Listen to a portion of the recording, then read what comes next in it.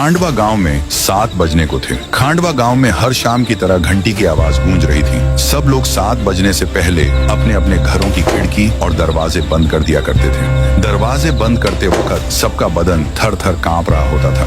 हर आम आदमी से लेकर श्रीमंत लोग भी दरवाजे बंद कर दिया करते थे। जो दरवाजा बंद नहीं करता या उसे देरी हो जाती तो एक चुड़ैल अपनी डरावनी हंसी के साथ आकर उसका सर धड़ से अलग कर देती। लोग चीखते हुए मर जाया करते। उसी गांव में एक आलीशान घर था। उस घर में टंग टंग और उसका बेटा थूंग थूंग दोनों रहते थे। टंग टंग अपने बेटे थूंग थूंग को बोलते हैं, बेटा थूंग थूंग जल्दी करो, बहुत जल्दी, 7 बजने वाले हैं, देखो घड़ी में, फौरन जाकर सारे खिड़की दरवाजे बंद करो, खिड़की दरवाजे कस कर लगाना। और हाँ, मेरी बात कान खोल कर सुनो, 7 बजने के बाद किसी भी कीमत पर किसी से भी कोई बात मत करना, दरवाजा तो बिल्कुल मत खोलना। मैं तब तक ऊपर की खिड़कियां बंद करके सुरक्षा पक्की कर देता हूँ। ये बोलकर टंग टंग ऊपर के कमरे में चले जाते हैं। थूंग थूंग ने थोड़ा और सोचा, फिर अपने पापा की बात मानकर वह जल्दी से जाकर पहली खिड़की बंद कर देता है और जाकर दरवाजा भी बंद कर देता है। जब वह आखिरी खिड़की के पास पहुंचकर खिड़की लगा रहा होता है तभी उसके सामने उसकी माँ अचानक से आ खड़ी होती है और थूंग थूंग से कहती है, थूंग थूंग बेटा, मेरे प्यारे बच्चे, तुम कैसे हो? मैं तुमसे मिलने के लिए इतनी दूर आई हूँ। क्या तुमने मुझे सच में पहचाना नहीं? मैं तुम्हारी माँ हूँ बेटा। क्या तुम अपनी माँ को भूल गए? चलो बेटा, जल्दी से दरवाजा खोल दो वरना वो लोग आ जाएंगे। उतने में थूंग थूंग हिचकिचाते हुए कहता है,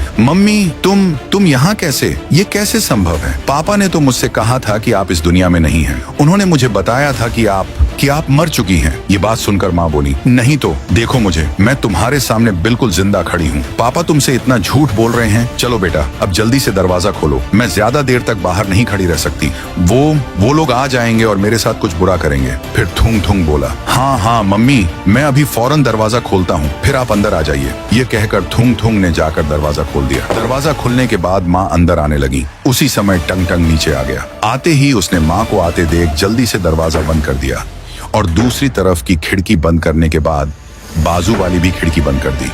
उसके बाद टंग टंग ने थूंग थूंग के पीछे आकर गुस्से से आवाज लगाई, थूंग थूंग, तुम्हारी हिम्मत कैसे हुई दरवाजा खोलने की? तुम्हें अच्छी तरह से पता है कि 7 बजे के बाद बाहर कितना खतरा होता है। क्या मैंने तुम्हें साफ साफ मना नहीं किया था कि दरवाजा मत खोलना? टंग टंग ने माँ की तस्वीर की तरफ इशारा करते हुए कहा, मैंने तुम्हें कितनी बार समझाया है कि तुम्हारी मम्मी मर चुकी है, वह इस दुनिया में नहीं है। मैं तुम्हें बाद में सब कुछ समझाऊंगा कि असल में क्या हुआ था। अब बिना कोई सवाल किए चुपचाप ऊपर जाओ और सो जाओ। टंग टंग ने थूंग थूंग को फटकार लगाई। फिर थूंग थूंग तेजी से ऊपर सोने के लिए चला गया। थूंग थूंग अपने कमरे में पहुंचकर बिस्तर पर लेट गया, पर वह करवटें लेकर सो रहा था। थूंग थूंग को अपनी माँ की याद सताती रही और वह बेचैन रहा। उसके मन में कई सवाल घूम रहे थे। पापा ने झूठ क्यों बोला? बाहर कौन था? पापा मुझे कहाँ ले जाने वाले हैं? और जब खांडवा गांव में सुबह हुई तो टंग टंग थूंग थूंग को लेकर घर से बाहर निकला और थूंग थूंग को कहीं तो ले जाने लगा। वह थूंग थूंग को लेकर गांव के ही एक लंबे रास्ते पर आया था। वह आगे चलते गए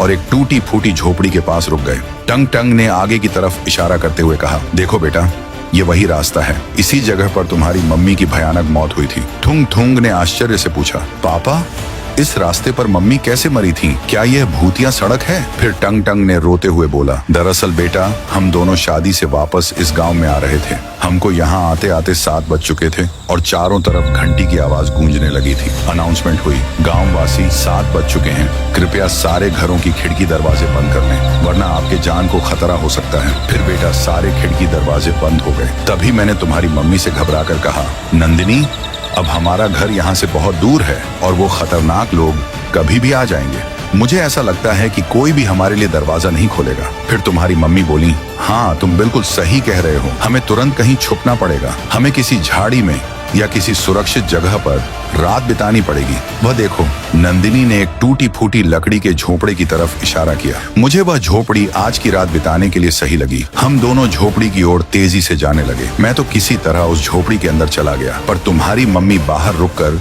किसी से बात करने लगी। मम्मी को एक छोटी बच्ची रोककर खड़ी थी और रोते हुए बोल रही थी, आंटी, मुझे बहुत डर लग रहा है। मैं बाहर अकेली छूट गई हूँ। मेरा घर यहाँ से बहुत दूर है और मुझे अंधेरे से डर लगता है और वो लोग अब आ भी सकते सकते हैं, कृपया मुझे अपने साथ उस झोपड़ी में ले लो, मैं बाहर नहीं रह सकती। भोली मम्मी जो स्वभाव से बहुत दयालु थी बोली, बेटा तुम रो मत, डरने की कोई बात नहीं है, तुम एक काम करो, हमारे साथ अंदर आओ। इतना बोलते ही उस छोटी बच्ची ने अचानक तुम्हारी माँ के चेहरे पर हमला कर दिया। उस बाशिंदे ने तुम्हारी माँ को वहीं नोच डाला और जोर जोर से हंसने लगी। मैंने चिल्लाया, नंदिनी। फिर वो भयानक लड़की मेरे पास झोपड़ी के दरवाजे पर आकर मुझसे बोली, आओ ना अंकल बाहर, हम दोनों साथ में खेलते हैं, बाहर बड़ा मजा आएगा, हम बहुत खेलेंगे, आओ ना। क्यों डर गए, बाहर निकलो। अरे आना बाहर, इसलिए मैं तुमसे कह रहा था कि तुम्हारी माँ मर चुकी है, दरवाजा मत खोलो वरना वे तुम्हारे ऊपर हमला कर देती। टंग टंग ने उसे सारी बात बता तो दी थी, पर वह खुद कैसे बचा ये नहीं बताया। इसके बाद तीसरा दिन था।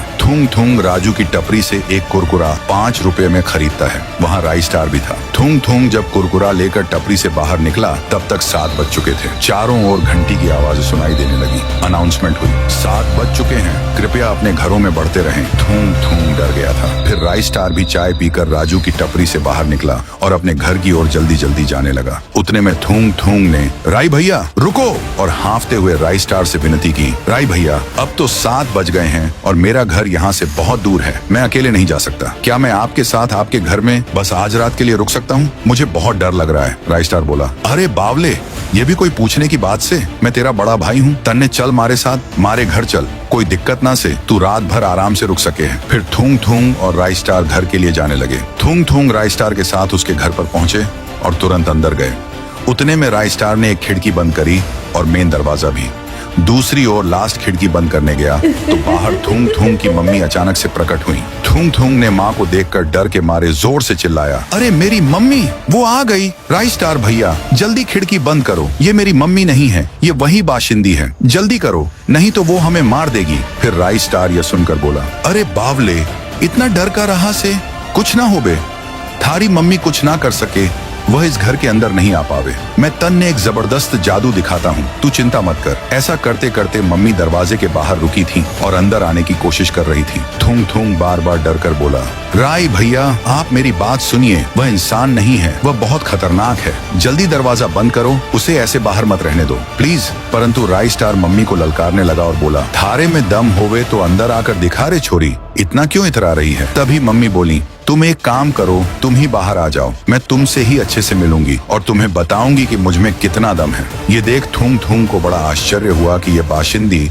घर के अंदर क्यों नहीं आ पा रही। फिर थूंग थूंग ने उत्सुकता से राई स्टार को बोला, राई भैया ये अंदर क्यों नहीं आ पा रही हैं? क्या आपके पास सच में कोई जादू है? राई स्टार ने जवाब दिया, हाँ बावले, जादू तो से, पर वह मेरे अंदर नहीं, इस घर के अंदर है। बात यह है कि जब थारे मम्मी को बाशिंदी नोच नोच कर मार दी थी और थारा बाप साला डर के उस टूटी फूटी झोपड़ी में ही था, तब वही सब मैं खिड़की से देख रहा था। हमारे मन में भी सेम सवाल आया कि अगर वो बाशिंदी झोपड़े के अंदर घुसकर थारे बाप को क्यों नहीं मार पाई से। ये जानने के लिए मैं अगली सुबह ही उस झोपड़ी के अंदर चला गया और सब जगह छानबीन की। चारों तरफ मकड़ी के जालों के सिवा मन ने वहाँ कुछ न मिला, पर जब मैंने कोने में देखा तो वहाँ पर एक चमकदार गोल जादुई सर की शेप में कद्दू रखा हुआ था, यानी इंग्लिश में कहें तो पंपकिन। और वही भोपला देख मैंने उस जादुई चीज को लाकर यहाँ रखा हुआ है। ये एक सुरक्षा कवच का काम करता है, इसीलिए ये बाशिंदे इस घर के अंदर आ नहीं सकते। अब समझ गया? और इसी की मदद से थारा बाप उस रात बच पाया से।